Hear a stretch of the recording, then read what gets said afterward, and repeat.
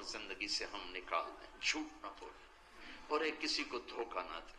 میرے نبی نے فرمایا میرا امتی ہر گناہ کر سکتا، دو نہیں کر سکتا، ایک جھوٹ کبھی نہیں بولے گا، ایک دھوکہ کبھی نہیں دے گا۔ تم جھوٹ نہ بولیں، دھوکہ نہ دیں، ظلم نہ کریں، زیادتی نہ کریں۔ ظلم و زیادتی سے اللہ کا غضب حرکت میں آ جاتا ہے۔ میرے نبی نے فرمایا من آذا ذمیا فقد آذانی، جس نے کسی غیر مسلم کو بھی دکھ پہنچایا تو اس نے مجھے دکھ پہنچایا، جس نے کسی غیر مسلم کو دکھ پہنچایا اس نے مجھے دکھ پہنچایا۔ میرے نبی نے تو اپنے ساتھ رہنے غیر مسلموں کے ساتھ اتنی رحمت للعالمین کا ثبوت دیا۔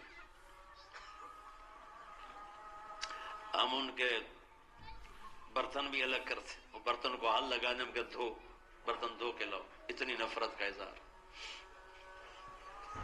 بھائیو محبت سے رہیں، اپنے کاروبار میں ہو سچ بولو، صحیح تولو، وعدہ خلافی نہ کرو، وعدے سے پھرو مت، کسی کو دھوکہ نہ دو، کسی کو فراڈ نہ کرو۔